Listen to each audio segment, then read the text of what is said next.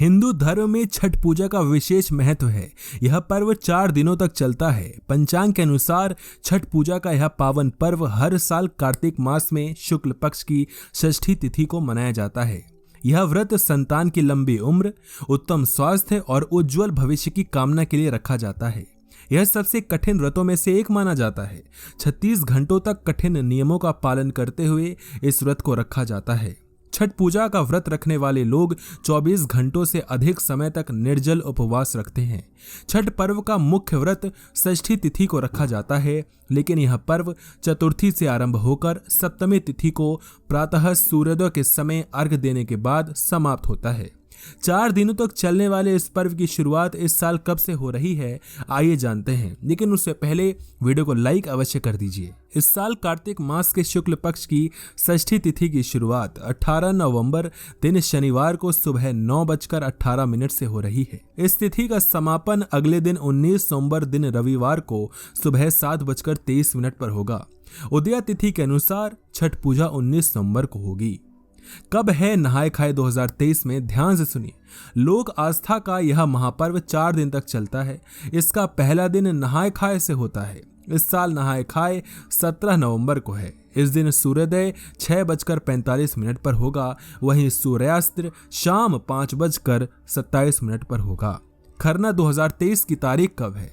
खरना छठ पूजा का दूसरा दिन होता है। खरना इस साल 18 नवंबर को है।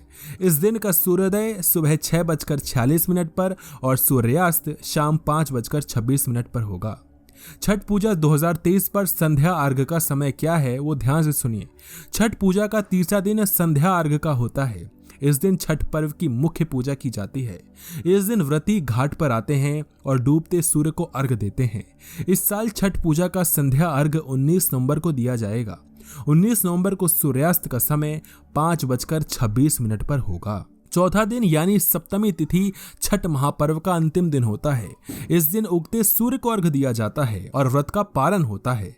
इस साल 20 नवंबर को उगते सूर्य को अर्घ्य दिया जाएगा। इस दिन सूर्योदय 6:47 पर होगा। प्रसाद बनाते समय कुछ बातों का आपको ध्यान रखना चाहिए। छठ पूजा में पवित्रता और स्वच्छता का विशेष ध्यान रखा जाना चाहिए। ऐसे में छठ पूजा का प्रसाद बनाते समय भूल कर भी इसे जूठा नहीं करना चाहिए। साथ ही इसे बनाने से पहले कुछ भी नहीं खाना चाहिए। अपनी स्वच्छता का पूर्ण रूप से ध्यान रखें। साथ ही प्रसाद बनाने वाली जगह को भी एकदम साफ सुथरा रखें।